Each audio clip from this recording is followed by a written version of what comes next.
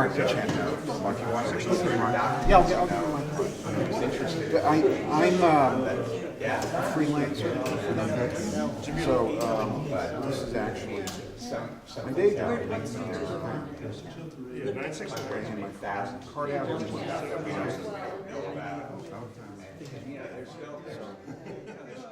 I actually run Vice President of the Maine Fair Trade Campaign.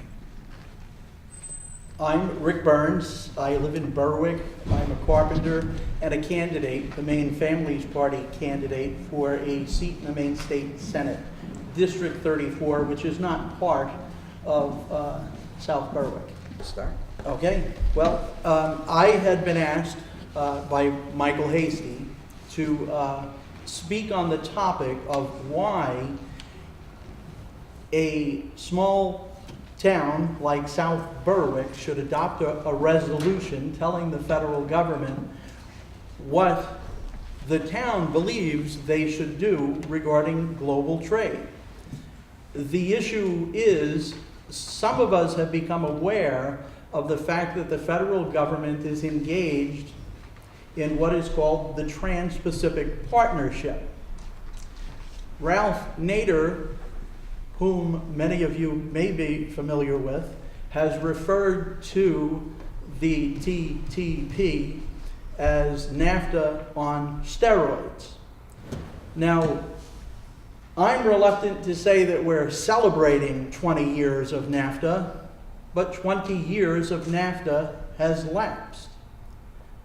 Things that we were warned about regarding NAFTA that weren't supposed to come true seemingly have. The state of Maine has lost jobs, our textile industry, paper industry, the shoe industry. We've lost 32,000 jobs in the state of Maine alone just as a result of NAFTA. It's not NAFTA alone, it's the World Trade Organization that has been empowered to make decisions regarding the interests of the United States and trade with other nations. So in my opinion, the South Berwick Town Council speaks for the people of South Berwick. All of our town councils, our selectmen, speak for the people. And the people have suffered terribly under NAFTA. Family incomes have declined. And so we have to do something. We can no longer be silent on the issue of global trade. We have been. Ross Perot warned us at the beginning of NAFTA that if the federal government went forward, we would hear this great sucking sound of our jobs fleeing the nation. And again, we were warned that this wouldn't happen. And it has. I don't know anybody that's benefited from NAFTA. I don't know anybody that would benefit from the Trans-Pacific Partnership except for Wall Street. So my thinking is that this is a republic. Our government, whether it be the town government, the state government, or the federal government, derives its power from the people. And if the people are going to be silent, then we're no longer a republic. We are a republic. We're proud of that fact. We're a democratic representation. We have to speak to the government. And that's why I think it's important that we do this. I had read, not the Trans-Pacific Partnership, because that's being conducted in virtual secrecy between corporate leadership around the globe and the president. Even members of Congress are not privy to the Trans-Pacific Partnership details. I had read what's being called the Bipartisan Congressional Trade Priorities Act, and I found a number of things in that act, which is also referred to as the Fast Track Bill, fairly disturbing. They define what is an American citizen.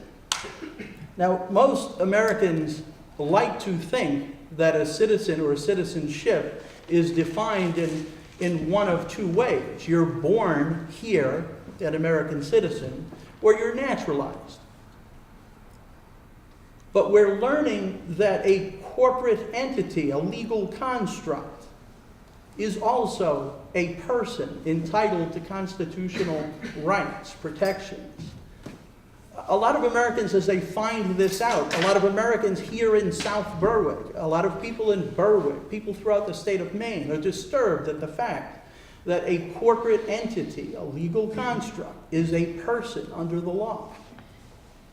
What I find even more disturbing about the fast track bill is they have a third definition of an American citizen. And it is a foreign corporation owned by an American corporation. So a foreign corporation is considered a person entitled to constitutional protections so long as it's governed by an American corporation, owned by an American corporation. Now, this is the problem inherent in that relationship. We recently lost prime tanning in Berwick. Prime tanning for a very long time provided Berwick families, South Berwick families, Lebanon families with jobs. They were closing their doors long before the Iraqi-Afghanistan wars. They were going to China. Everybody knew they were going to lose their jobs. Everybody knew prime tanning was leaving America. When the wars broke out, in order for prime tanning to get contracts with the government to produce leather to make combat boots, they had to have a facility located here in the United States. This fast track bill, forget about the Trans-Pacific Partnership for a moment, just this bill calls for the elimination of any laws that require a corporation to have a facility located here in the United States. Now think about that. Prime tanning would have closed its doors 10 years ago had it not been required by law to have a footing here in the United States. We're dependent on Pratt & Whitney for jobs. This bill passes, Pratt & Whitney has no legal binding to stay here and do business in the United States. These trade agreements are about human and natural resources. Literally, in the bill, it says that the overall objective is to optimize the use of the world's resources, human and natural. Now, we all know how business uses human and natural resources. We know that our jobs have gone to China because in China, with all due respect to the Chinese people, they work for wages completely different from what Americans absolutely have to earn in order to support families. We can't compete with that. Natural resources are exploited to the fullest. Here in America, we've developed a mindset where we think that it's important to protect natural resources. Our water. Bob Walter is here from Kennebunk because he knows that a multinational corporation pursued their water at the local level. They went to the town, selected the corporate attorneys. Now, you know, these multinationals, they have nothing but the best corporate attorneys. And they sit down at a table with selectmen who, for the most part, are people just like us, sitting here in this room, where our selectmen are carpenters or small businessmen, realtors, they're working people, electricians, whatever. Sit at a table, you can't engage in a contract with a multinational corporate attorney. But yet this is what they sought to do. In Kennebunk, in Wells, where else, Bob? Well, those are the two primary locations that I'm aware of. But There are many other locations in southern Maine that they're after.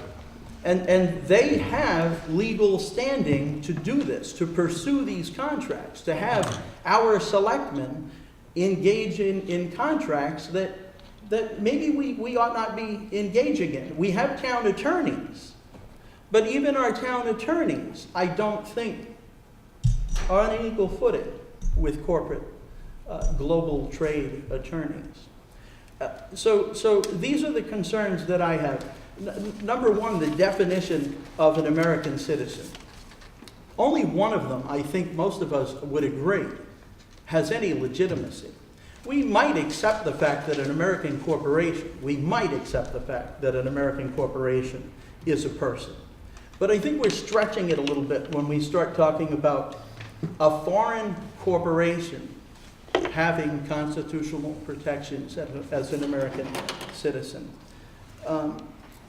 One of the other things that I found disturbing is that recently we heard in the news that Vermont has passed laws regarding GMO labeling. We all want to know what we're eating. Those that are producing genetically modified foods, they don't want us to be able to go to the supermarket and choose. This bill eliminates that kind of labeling. Now, the fact that the state of Vermont has passed such a law will be challenged by these tribunals established by the World Trade Organization. Now, Matt will talk more about the tribunals, I believe, and I know Michael can speak well about the tribunals. But the World Trade Organization, I'll say, already has established under NAFTA tribunals where issues like Vermont or the issues we've had with water will be resolved. We have a difficult time in America accepting the United Nations, and yet we're going to submit silently to World Trade Organization tribunals upon which corporate appointees will be rendering decisions. Another issue, as I read this bill, that I think should concern all of us is we hear a lot lately about big government. This bill, once it passes, and let's hope that it doesn't, but my faith in our government's ability to kill such trade agreements based on NAFTA and the World Trade Organization having become so entrenched, my faith in our government's ability to reject this is not very sound unless we speak up from the grassroots level. It is incumbent upon us as members, as citizens of this republic, to tell them what to do. But they intend to increase the size of government with trade representatives. These trade representatives, in my opinion, are not going to be employed by our tax dollars to protect our interests, to protect consumer interests, but to ensure that the trade agreements are adhered to.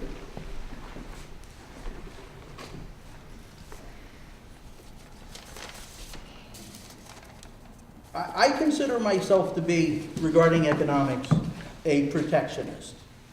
I think that as an American citizen, I have to stand up, speak against this trade, and protect the American economy, protect American industry. One of the pledges that member nations of this trade agreement must adhere to is to reject protectionist economic policies.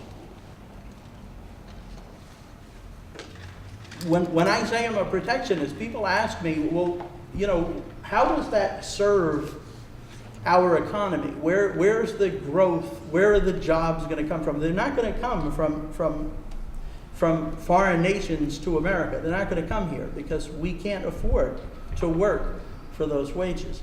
So when I say I'm a protectionist, what I mean is I seek to protect the jobs. Whatever jobs are left here, I reject the global trade agreements, and I think that we can rebuild an economy that serves Maine families.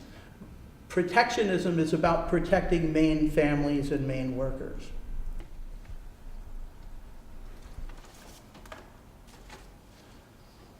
I asked Bob Walter to forgive me for drinking out of bottled water, but it's the only source of water at the moment, and I'm making an exception from my own principles and drinking bottled water. I mentioned the World Trade Organization. When I read this bill frequently refers to submission of the United States Congress to the World Trade Organization.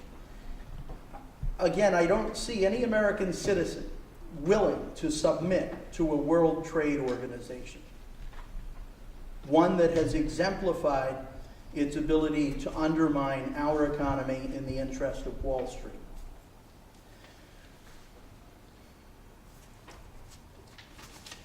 GMO labeling, I've talked about.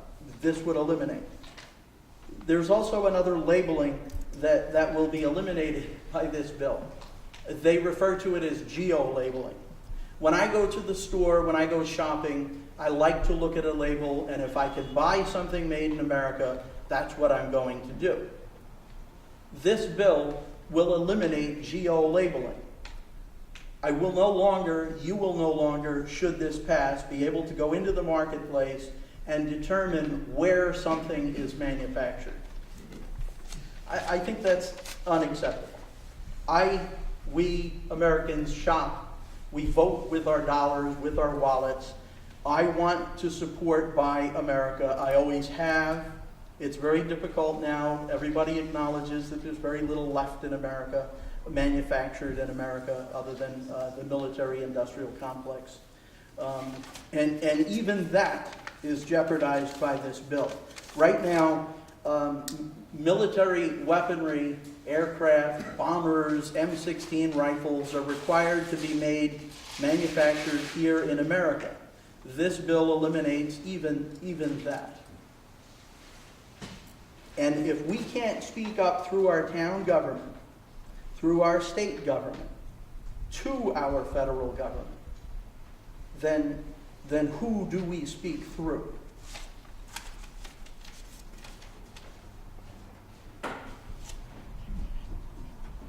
Impact studies. Who you serve on the South Berwick Selectmen? Great. Do you think impact studies are important? Oh, yeah. This bill calls for the elimination of impact studies. As a select person, It's a cause and effect sort of thing. You go to do it, you want to know what the effect is. exactly. And so to engage in a trade agreement that makes illegal your desire to conduct an impact study so that you can understand the burden of any industry, any foreign investment in your community. Now, I know I'm talking about a desire to create jobs that support American families and pay living wages. And rejecting foreign investment might seem strange to that argument. But we Americans have come to know and object to the idea that foreign nations are owning an increasingly larger percentage of America. Now, I don't know that's good for our national interest. So just to summarize again why I think the selectmen are obligated to pass this resolution or put this resolution to a vote to the people anyway, is because of the fundamental principles of this republic. The power resides in the people. We need to have an opportunity to speak on global trade, especially after having 20 years of experience with NAFTA and the World Trade Organization. And this is just a manifestation of the frustration that I and members of my community feel as a result of those 20 years. And so I'll pass it over to Matt, unless you have any questions or Joe wants to. Should we save the questions for last? Once we'll turn on the smoke. Oh, sure. Okay, thank you. Again, I'm Matthew Beck. I'm with the Maine Fair Trade Campaign, which is a coalition of labor, environmental, and family farm organizations in the state of Maine that is interested not in eliminating trade. We realize it's a global marketplace. It's just that the current trade model, the failed NAFTA model, has not been good for the state of Maine, has not been good for the world. I just want to back up a little bit and talk a little bit about how trade policy is made. We know that governments are in charge of protecting the quality of life of our citizens.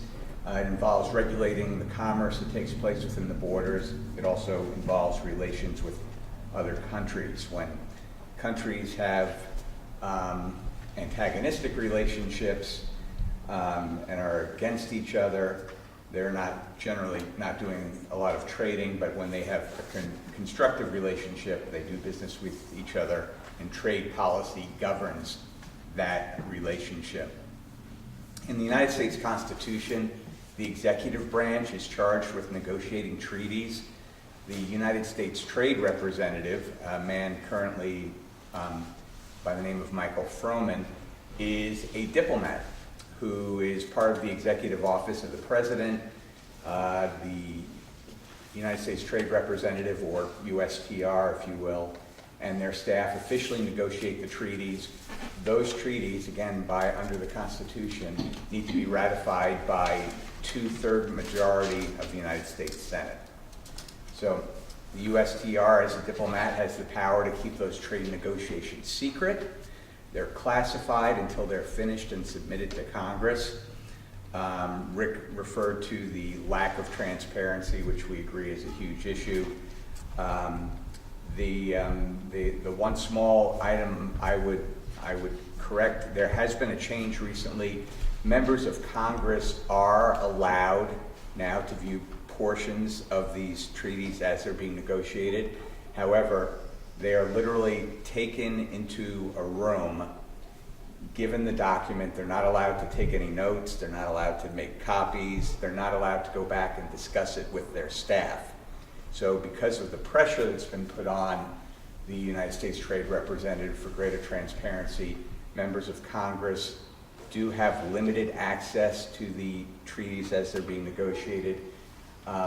Those who have seen them have told us that it is consistent with our worst fears that those agreements will not be good for Maine workers, Maine farmers, etc. You can see a portion of the draft negotiating proposals if you're a member of Congress, or if you are a cleared advisor. There's a very limited number of people who are cleared advisors. There are 600 of them for the Trans-Pacific Partnership. 90% of those represent corporate interests. So think about that.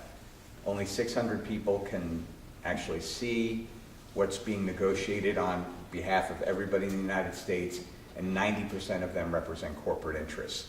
So trade policies cover tariffs for goods and services. We all think of trade and tariffs going hand in hand. That's true, but it also covers agriculture and food safety, intellectual property, investor rights, human rights, environmental regulations, public services, public procurement. So these trade agreements are about a lot more than just trade and tariffs. They cover all the issues that we care about and touch our lives every day.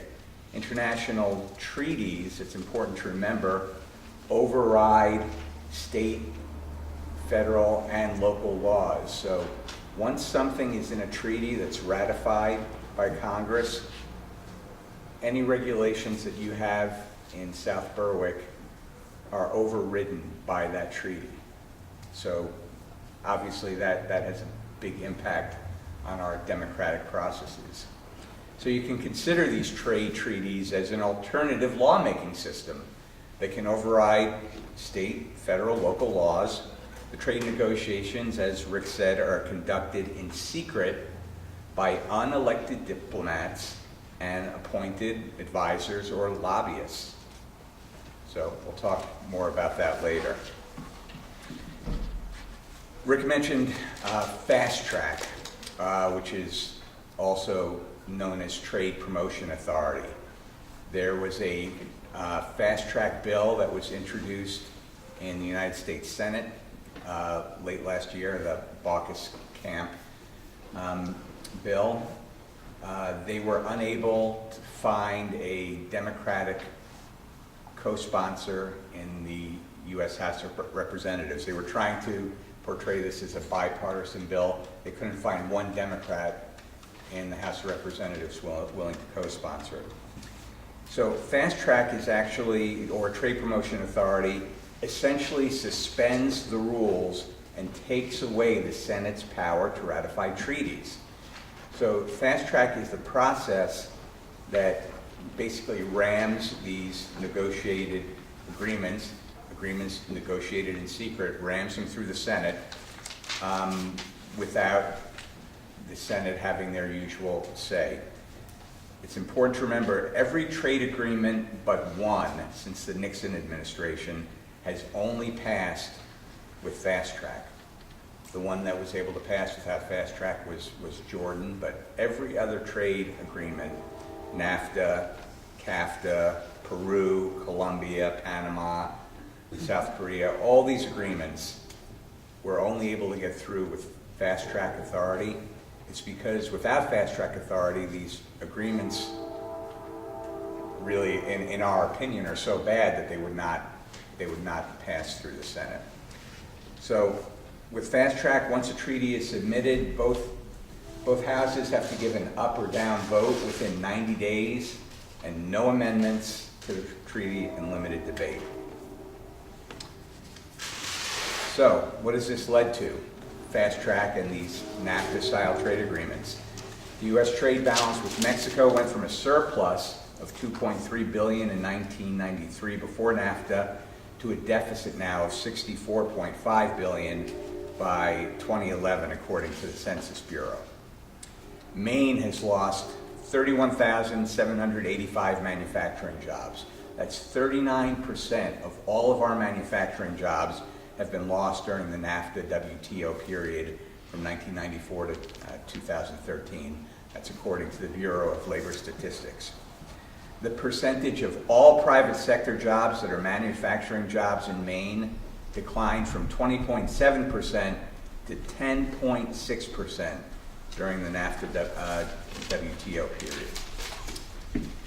In Maine, there are 21,000 workers who have been certified as having lost their job due to imports or offshoring under the Trade Adjustment Assistance Program. Now, this is a program that's very difficult to qualify for.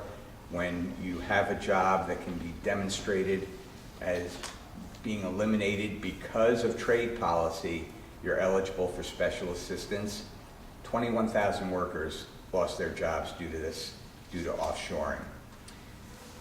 In just 1 month, in April 2012, after the implementation of the Korea Free Trade Agreement, the United States trade deficit with Korea tripled to $1.8 billion and has held steady around that number. The projected annual deficit is $22 billion. Now,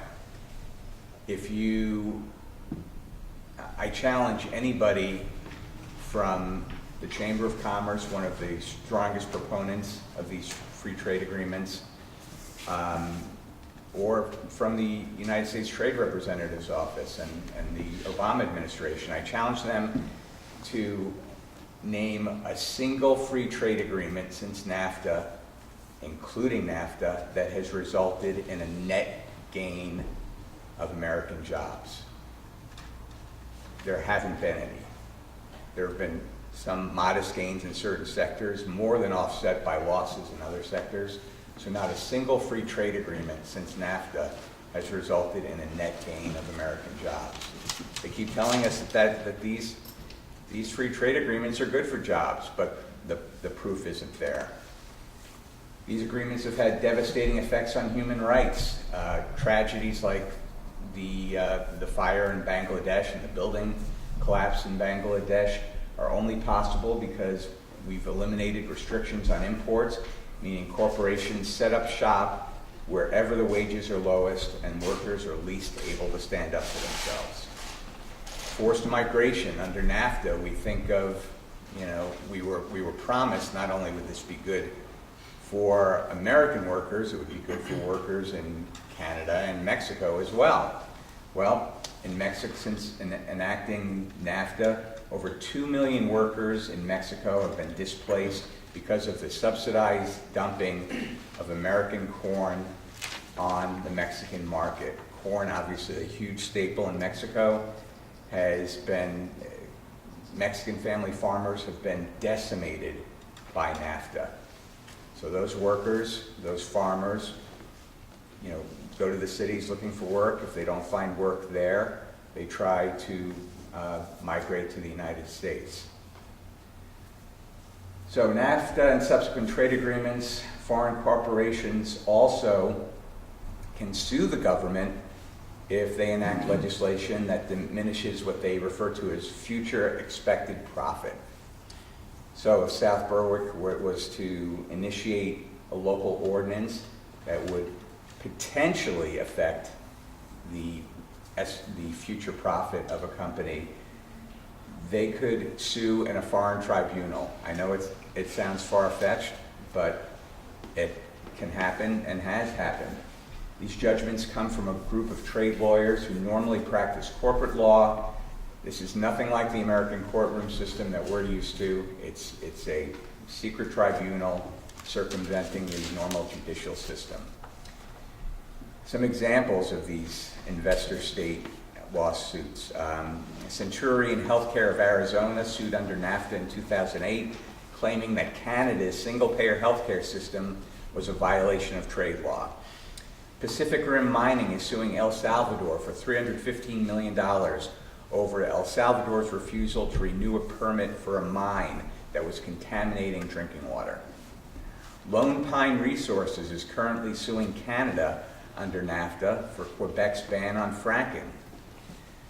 The WTO has banned U.S. country of origin labeling for meat, labeling of dolphin-safe tuna, and even overturned the U.S. ban on flavored cigarettes. Many of us probably remember used to buy a can of chicken of the sea and there'd be a little label on there that says dolphin safe. Have you noticed that it doesn't do that anymore? Those labels have been eliminated because of trade regulations. So these trade agreements really permeate our everyday lives in ways that are hard to grasp. And now the Trans-Pacific Partnership, TPP, which is really what we're talking about tonight in addition to the fast track issue. This would be the largest regional trade pact ever for the United States. Countries involved in the negotiations: United States, Vietnam, Singapore, Brunei, Malaysia, New Zealand, Australia, Chile, Peru, Japan, Mexico, and Canada. This is intended as a docking agreement, which means that other Pacific Rim countries could join over time after it's negotiated. Other countries, including China, Indonesia, could join. If all eligible countries in the Pacific Rim were to join, it would encompass over 60% of total global economic output.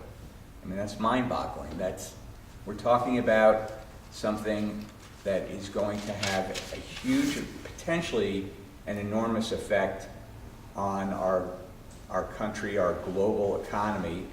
Even if China and Indonesia don't join, it's going to be a huge impact, and it's being negotiated behind closed doors with minimum transparency. So, negotiated in secret, 90% of advisors representing corporate interests. What we do know about what's in TPP has only come because of leaks. Leaks where people leak the information of certain chapters. Technically, that is they're guilty of treason by doing that from whatever country they come from when they leak that information. So what do the transnational corporations, these 90% corporate advisors, want out of these trade agreements? Well, it's Race to the bottom on wages and benefits. In Vietnam and Brunei, independent labor unions are illegal. Vietnam is now being considered a more attractive labor market than China. Chinese labor is too expensive now. That's why they want to get Vietnam in one of these free trade agreements. Even the maquiladora workers in Mexico would see their manufacturing jobs lost, as the daily wages in Southeast Asia is about the same as an hourly wage in Mexico. Transnational corporations want to see deregulation of the banks that caused the recession. The Chamber of Commerce is already trying to use trade law to overturn the Volcker rule, which outlawed certain speculative investments. Many of those investments are thought to have been responsible for the crash in 2008. The Coalition of Service Industries and the Securities Industries and Financial Markets Association often sponsor fancy negotiator and stakeholder receptions at negotiating rounds. It's speculated that they're seeking to overturn more of the Dodd-Frank bill. Again, these bills, the bill that helped regulate the banks after 2008. Transnational corporations want to limit access to medicines. For the first time in a trade agreement, intellectual property or the ownership of ideas is on the table. Pharma, another major TPP sponsor, is hoping to extend generic patents in developing countries, which would limit the supply of generic medicine. Under the proposal that, again, this is leaked information, the cost of AIDS medication in Malaysia would go from $75 for a treatment set to $10,000 to $12,000. We're talking about life and death changes in the availability of medicine in many of the TPP countries. It could also limit the ability to contain prices for Medicare, Medicaid, and VA programs. The transnational corporations want new restrictions on internet freedom. From the leaked intellectual property chapter, we know that the failed Stop Online Piracy Act has been proposed in a similar fashion by U.S. negotiators. The corporations want to avoid environmental protections. The leaked investment chapter contains the same NAFTA-style ability to sue over environmental regulations. These regulations are often referred to euphemistically as barriers to trade. Regulations that protect our health and well-being are barriers to trade to the multinational corporations. The leaked investment chapter also says it would make it easier to export coal and natural gas, especially to Japan, and that will only drive up the race to mine and prolong our dependence on fossil fuels and increasing fracking. NAFTA already is enacted, as we know. If President Obama authorizes the building of the Keystone Pipeline, TransCanada and the energy giants will be quite happy and satisfied with that outcome. If the president decides not to authorize the Keystone Pipeline, it's already been indicated that they plan to sue the United States under the NAFTA investment protection chapters for causing harm to their future expected profits.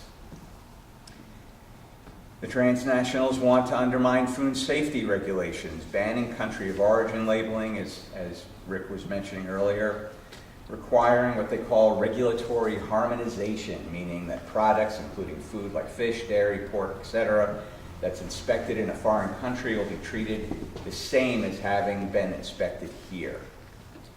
Barring local governments from regulating GMOs and pesticides from companies like Monsanto.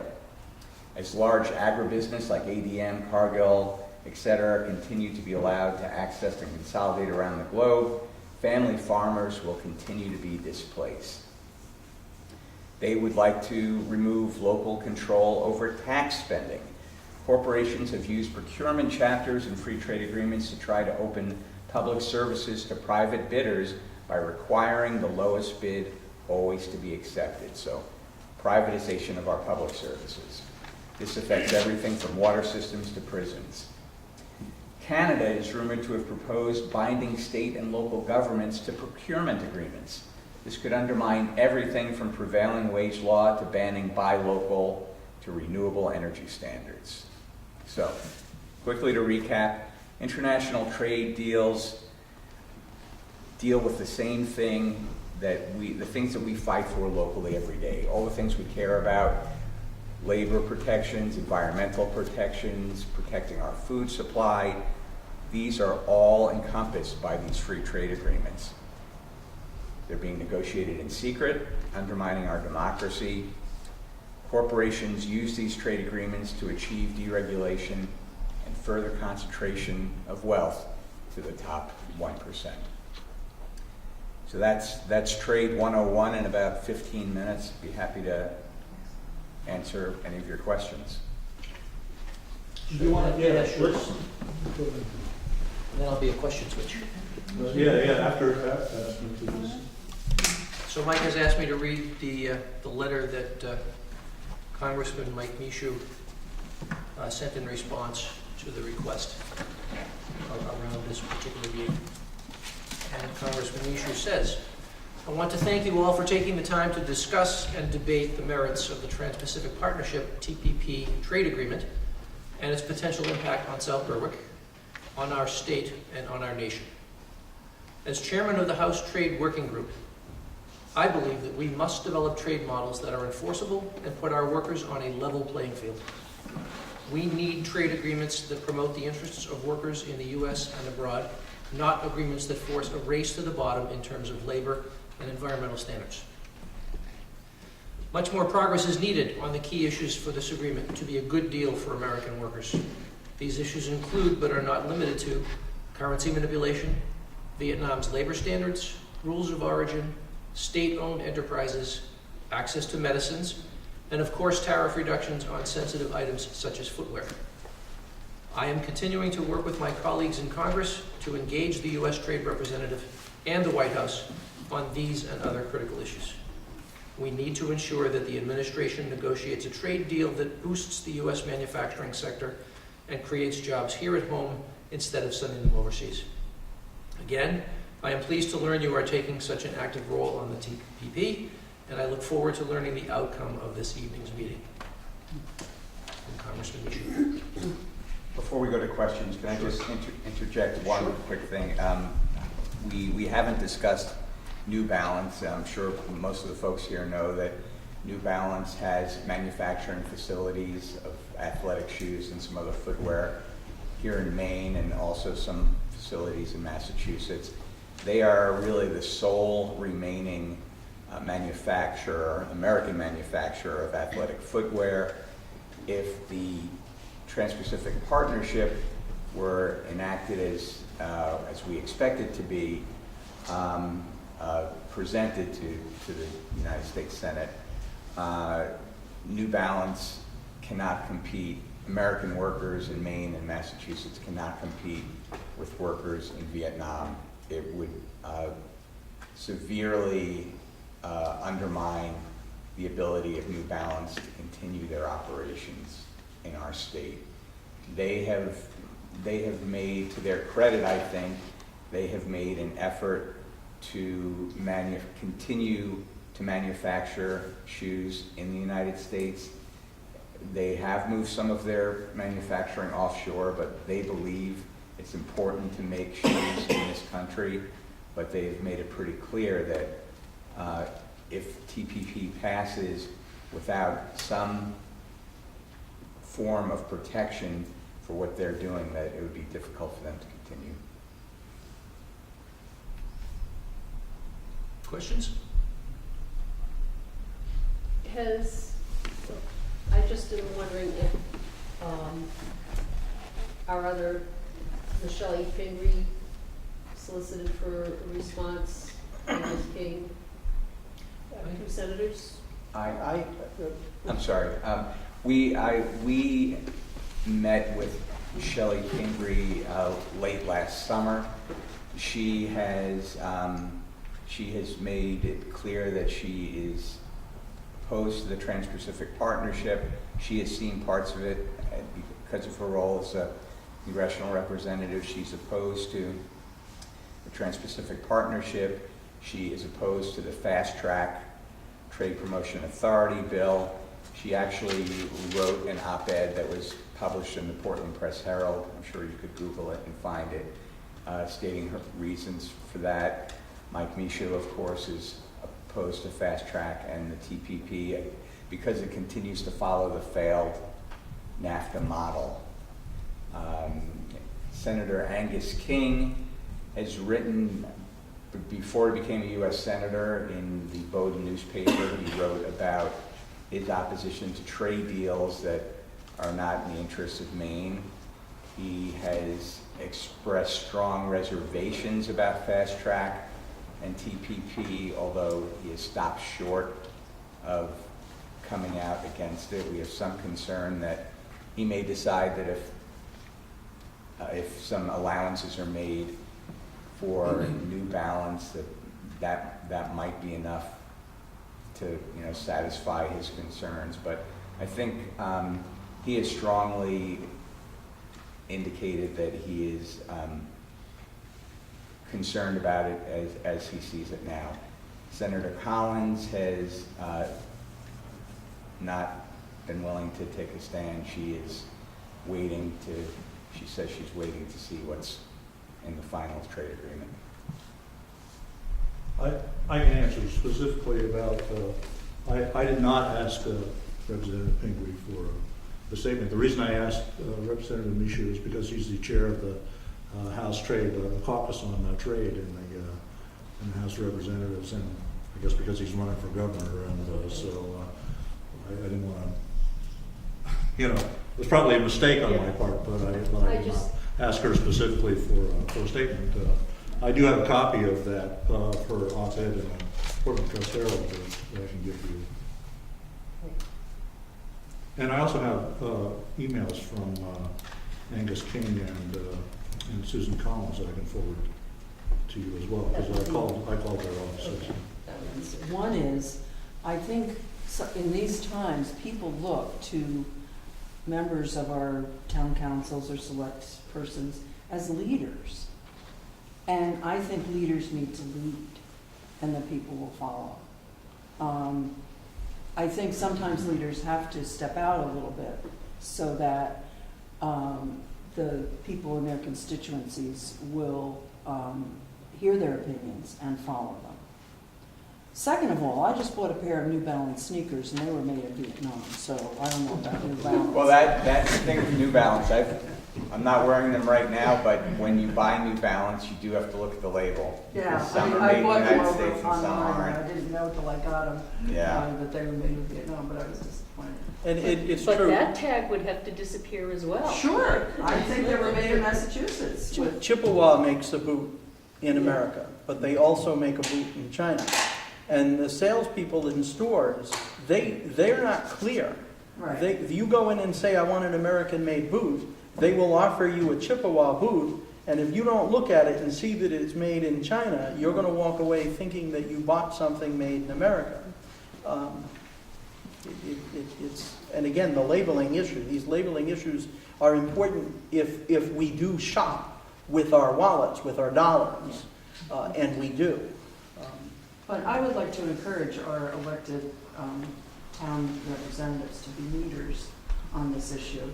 And I think that they will find that there are people who do support the concepts we're talking about. Maybe they don't understand the minutiae of the bill because of the media blackout. But, I don't know a single person in South Berwick who could say, well, sure, we want to lose more jobs and lose more farms. When you present the issues and be a leader about it, I think people will support you. It's really, there's an incredible disconnect between public opinion on NAFTA-style trade policies and what our elected leaders do. And I'm not talking about here in South Berwick. I'm talking about In general. in Washington. Yeah. I'm not a person who lives and dies by the polls, but the polling numbers are off the charts. People are opposed to trade agreements of this type. But, the power of the dog. multinational corporations and their lobbyists in Washington seem to win the day. I mean, in 2008, Barack Obama campaigned to, during his first presidential campaign, to renegotiate NAFTA. Something happened after he got into office. I think he's getting some bad advice, but the power of the corporations to dictate policy is another issue. Of course, something that's gotten worse and seems to continue to be going in that direction. But people are opposed to trade policies like NAFTA, and this Trans-Pacific Partnership is not just more of the same, it's much worse than NAFTA. It covers a much broader range of areas and could really have a tremendous negative effect on our country.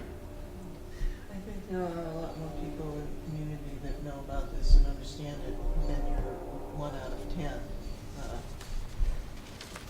idea, but you just haven't known what to do or where to go with our angst and anxiety and what to focus it on, how to focus it, or how Well, to do that's, anything. I guess that's where I see like I said, I would have loved to have seen reps from Shelley Fingre's office and Angus King, get Catherine Goodwin down here, because those are the people that have the leverage.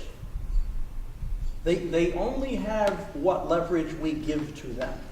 Their powers are derived from us, and that was my point about every 2 and 4 years. It's not enough. We need. Oh no, but that's why they should be here today. If we are silent except for those every 2 years, then shame on us.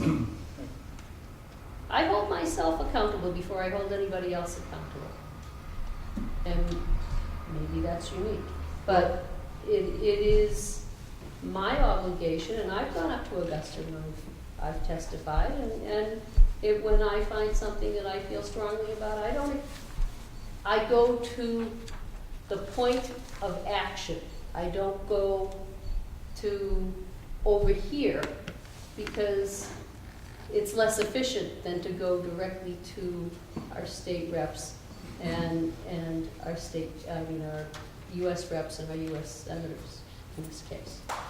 Mike, you're going to make a point? I'm sorry. Did you read it? Yeah, I was just going to say in reference to this, actually when you at that council meeting said, "Oh, well, why don't you have a meeting?" My first thought was, "Oh no, no, I don't have a meeting. I don't want to have a meeting because I know how it's going to turn out." And it actually turned out a little worse than I thought in terms of turnout. I mean, I thought we'd get maybe 20 people out for it, and because I really did everything in my power, especially as a new person. I think if the weather hadn't fought us so much. Well, in yeah, February, we might have done better when there was a little momentum there. But I can tell you that when I went around town, putting up flyers and talking to people, I didn't find anybody that disagreed with me. And I can tell you something else too about this forum. I was hoping that we could generate some interest by having an actual debate here at this forum between somebody who was for the TPP and somebody who was against it. Well, I went to the local Chamber of Commerce, I went to the state Chamber of Commerce,